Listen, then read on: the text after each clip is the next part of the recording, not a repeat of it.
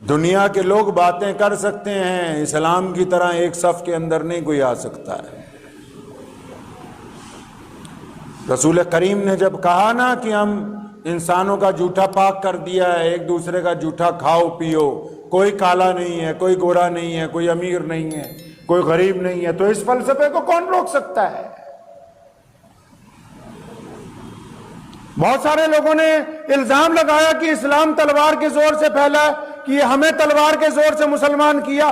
ہمیں اگر کسی حکمران نے مسلمان کیا ہوتا تو اس ملک کو ہی دیکھو، اسلامی حکومت کہنے والوں کو گئے ہوئے یہاں سے 300 سال ہو گئے، 400 سال ہو گئے، ہم آج بھی چھاتی ٹھوک کے کہتے ہیں کہ ہم محمد الرسول اللہ کے غلام ہیں۔ اس وقت تلواروں سے اگر مسلمان ہوئے ہوتے تو آج تمہاری توپیں دیکھ کے اسلام کو چھوڑ نہ دیتے۔ نعرہ تکبیر! نعرہ تکبیر! اسلام ختم نبوت! اسلام کسی طاقت کی وجہ سے انسانوں میں نہیں پھیلتا ہے۔ فرانس میں جائیے، آج فرانس اسلام کے دہانے پر کھڑا ہے، لوگ بے انتہا مسلمان ہو رہے ہیں، 10,000 سے زیادہ مساجد قائم ہوگی کہ کیا وہاں کوئی بندوق لے کے کھڑا ہے ان کے سر کے اوپر؟ ملیشیا میں جب ہم پہلے دن گئے تو 2 آدمی تھے، رسول اللہ صلی اللہ علیہ وسلم کے دربار میں حاضر ہوئے، فرمایا یا رسول اللہ ملیشیا جانا ہے کاروبار کے لیے۔ رسول کریم نے کیا خوبصورت بات کی، فرمایا میرے صحابہ جب جاؤ گے کاروبار شروع کرو گے، لوگوں کے نفع کا کام کرنا ہے، اپنے نفع کا کام نہیں کرنا۔ آج سب سے بڑا اسلامی ملک ہے ملیشیا، پوری دنیا کا سب سے بڑی یونیورسٹیاں وہاں ہیں ہمارے پاس، سب سے زیادہ کالجز، سب سے زیادہ آج کے دانشور، سب سے زیادہ اسلامی ریسرچ وہاں ہوتی ہیں، اور ان کو کوئی تلوار لے کے گیا نہیں۔ وہ جب 2 صحابہ گئے نا، انہوں نے جا کے جکارتا کی منڈی میں دکان کھول لی۔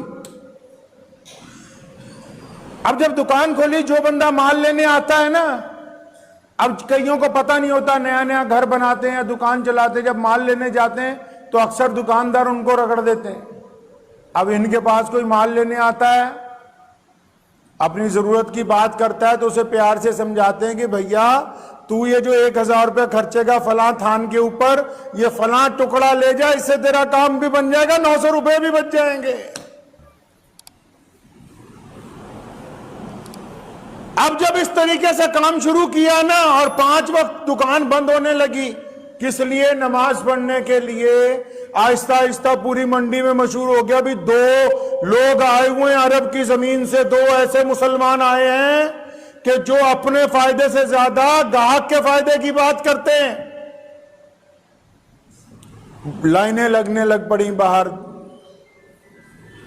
کاروبار بھی بڑھتا چلا گیا، لائنیں لگنے لگیں، اور جب دکان بند ہوتی تھی نماز کے ٹائم تو لوگ ایک دوسرے کو پوچھتے تھے بھی یہ جاتے کہاں ہیں، وہ یہ کرتے کیا ہیں؟ آخر لوگوں نے مجبوراً پوچھنا شروع کر دیا کہ بھائی صاحب جاتے کہاں ہو تم؟ آج تو کئی ہمارے دکاندار نماز کے وقت اذان کے بعد سوچتے ہیں کہ کاروبار چلتا رہ جائے۔